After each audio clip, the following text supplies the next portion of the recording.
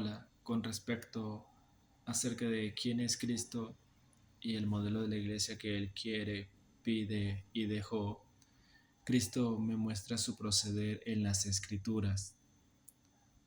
Como todos sabemos, eh, que en las Escrituras nos ilustra que muchos siguen a Jesús, pero Él solo escoge a 12.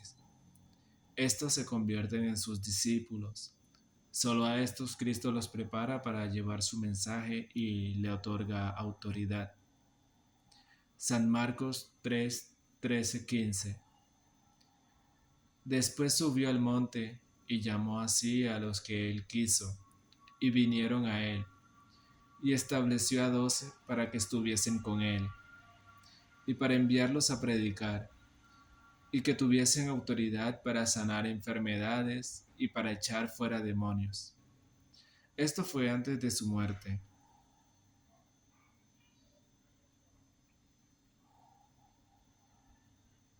Ahora, con la ausencia de Judas Iscariote, quien traiciona a Jesús, los apóstoles tienen la necesidad de integrar a uno quien ocupe el lugar de éste.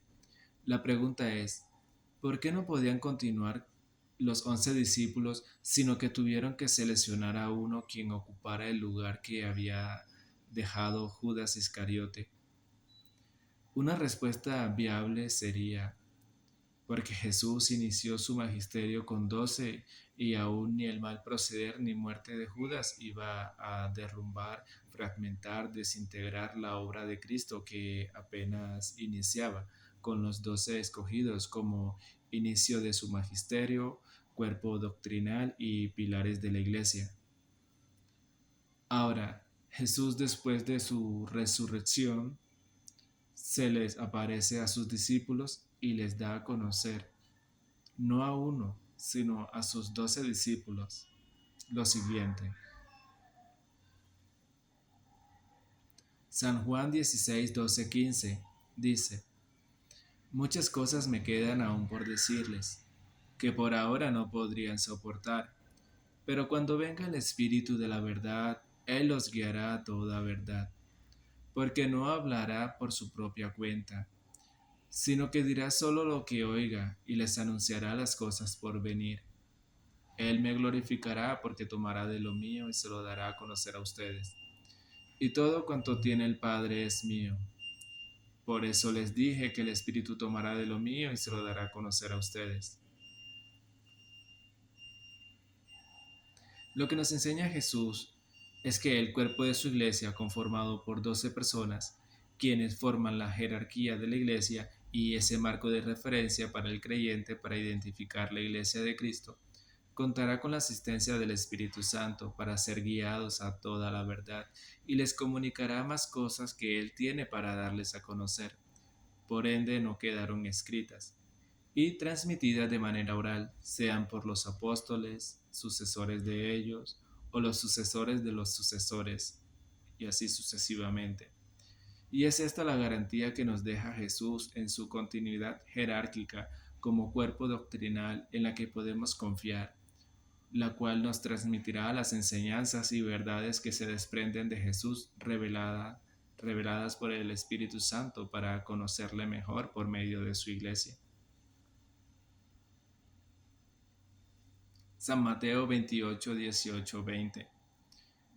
Y Jesús se acercó y les habló diciendo, toda potestad me es dada en el cielo y en la tierra.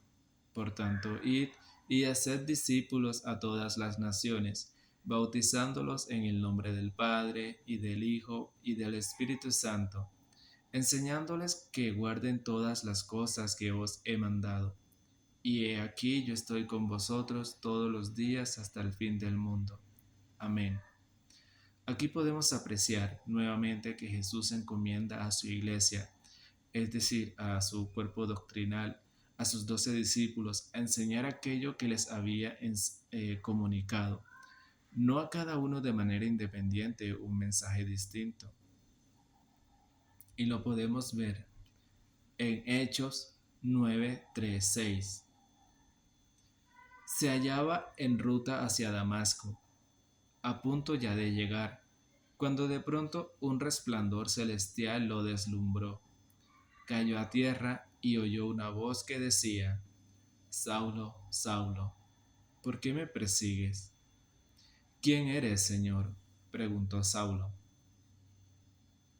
Soy Jesús a quien tú persigues, respondió la voz.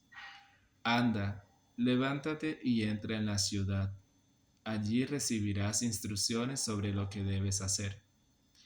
Nótese que Jesús no le da a conocer de manera individual lo que ahora tiene que hacer, sino que lo envía hacia donde está un miembro de la iglesia, para que proceda de acuerdo a las enseñanzas establecidas que él dejó a su iglesia, puesto que la iglesia es instituida por él. Y así transcurre. Y el Señor añadía cada día a la iglesia los que habían de ser salvos. Hechos 2:47. No los abandona dejándolos vivir independientemente solo con que tengan fe en Él, porque entonces, ¿cómo estos nuevos conversos a la fe en Jesucristo conocerían las demás verdades de fe que Jesucristo daría a conocer por medio de su única iglesia y que deberíamos sí o sí creer? Sí, sé que va a decir el evangélico que Él es iglesia y que el Espíritu Santo lo guía a toda la verdad y que no necesita de una iglesia o institución creadas por hombres. Y todo por una mala interpretación del versículo 1, Primera de Corintios 3:16. ¿No saben que ustedes son templo de Dios y que el Espíritu de Dios habita en ustedes? Y San Juan 16, 12, 15. Pero cuando venga el Espíritu de la verdad, Él los guiará a toda la verdad, llevándolo a no comprender que son parte del cuerpo de Cristo, que es la iglesia, sino a creerse ser la iglesia, y exclusivamente ser guiado a toda la verdad y fundar su propia iglesia para guiar a otros. Ni el apóstol San Pablo, cuando su conversión a Cristo, se atrevió a tanto.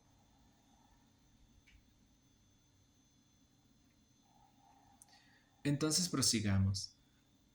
La Iglesia estableció el dogma de la divinidad de Cristo en el año 325 después de Cristo, en el Concilio de Nicea, enseñado por la Iglesia, creído y aceptado por todos los cristianos. Jesucristo, Hijo de Dios y verdadero hombre. La Trinidad en el año 381 después de Cristo, en el Concilio de Constantinopla, donde se definió una sola substancia, en tres personas, Padre, Hijo y Espíritu Santo, y que todos debemos creer por ser verdades reveladas por el Espíritu Santo, dadas a conocer por medio de su Santa Iglesia. La lista de los libros que componen la Biblia, decretada como palabra de Dios en el año 382 después de Cristo, en el Concilio de Roma, y que todos los cristianos debemos creer de la Iglesia. María, Madre de Dios, la virginidad perpetua de María en el año 431 después de Cristo, en el Concilio de Éfeso, que como cristianos debemos creer y ya se creía. La oficialización de la virginidad perpetua de María como dogma en el año 451 después de Cristo, en el Concilio de Calcedonia, creencia que sostenía a todos los cristianos desde los primeros siglos y que enaltece y hace brillar mucho más la naturaleza de Cristo, entendiendo por qué Dios procedió llegar al mundo por medio de ella. Pero entonces la iglesia se corrompe y no se sabe en qué momento específico en el siglo XVI Cristo comienza a intervenir para reformar la iglesia con Martín Lutero y que retomemos la fe y las enseñanzas de los primeros cristianos, siendo Martín Lutero como el nuevo apóstol San Pedro. Entonces, de acuerdo al pasaje de San Juan 16, 12, 15, la reforma inicia así: siendo entonces el Espíritu Santo quien los guiará a toda la verdad, guía entonces a Martín Lutero a la nueva reforma de la iglesia.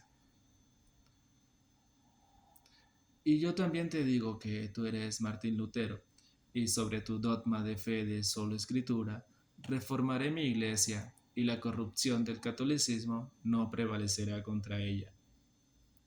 Enseñándole a Martín Lutero que lo que rechazaba de la Iglesia Católica estaba bien, y enseñándole a preservar solo la creencia de la Trinidad, la Eucaristía como presencia real de Jesús en ella, y el bautismo de los niños, pero ambos con un enfoque distinto al de la Iglesia Católica.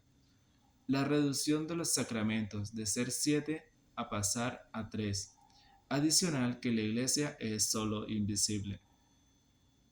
Y yo también te digo que tú eres Ulrico Zwinglio, y sobre el dogma de fe de solo escritura, reformaré mi iglesia, y la corrupción del catolicismo no prevalecerá contra ella. Enseñándole a Ulrico Zwinglio que lo que rechazaba de la iglesia católica estaba bien, y enseñándole a preservar solo la creencia de la Trinidad, la Eucaristía como un símbolo, una conmemoración de su muerte, es decir, de la muerte de Cristo, el bautismo de los niños, pero con un enfoque contrario al de Martín Lutero, la reducción de los sacramentos de ser 7 a pasar a 2. Pero ¿por qué no a 3 como Martín Lutero? Y lo mismo pasa con Juan Calvino. Y yo te digo también que tú eres Juan Calvino, Enrique VIII, John Smith, John Wesley, Joseph Smith, William Seymour, Ellen White, Luis Magín Ortiz, y paré de contar. Todos con enfoques distintos sobre lo que creen, lo que los lleva a prácticas distintas, iglesias diferentes y por ende verdades y enseñanzas contrarias. Pero Cristo, para apacentarlos por las cosas que difieren entre unos y otros, les comunica: y yo les digo que ustedes son protestantes, y sobre el protestantismo edificaré mi iglesia, y la corrupción del catolicismo no prevalecerá contra ella. Entonces, ¿a qué confesión de fe de todos los mencionados que parten del siglo XVI hasta el tiempo de hoy yo debería adherirme? ¿Será que me justifico también con la Biblia para no adherirme a ninguna de estas denominaciones y procedo a construir mi propia iglesia llamada no denominacional? Porque yo sí voy a enseñar correctamente las escrituras, ya que por ser iglesia y por tener las promesas de Jesucristo, que el Espíritu Santo me guiará a toda verdad, ¿puedo proceder de esta forma? Por supuesto que no. La iglesia ya está desde San Mateo 16-18. No podría aceptar esto. Esto no es Cristo, tampoco es su voluntad y proceder.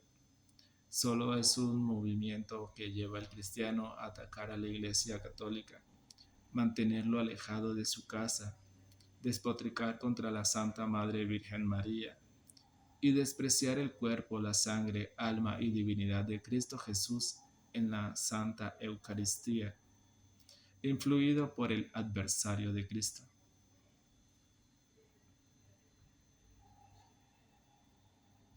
San Juan 6:56-58. El que come mi carne y bebe mi sangre, en mí permanece, y yo en él.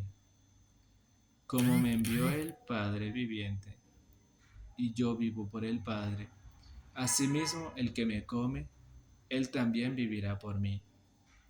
Este es el pan que descendió del cielo, no como vuestros padres comieron el maná y murieron. El que come de este pan vivirá eternamente. Y no es simbólico, es real y es verdadero, tal como Cristo lo es. Hasta pronto.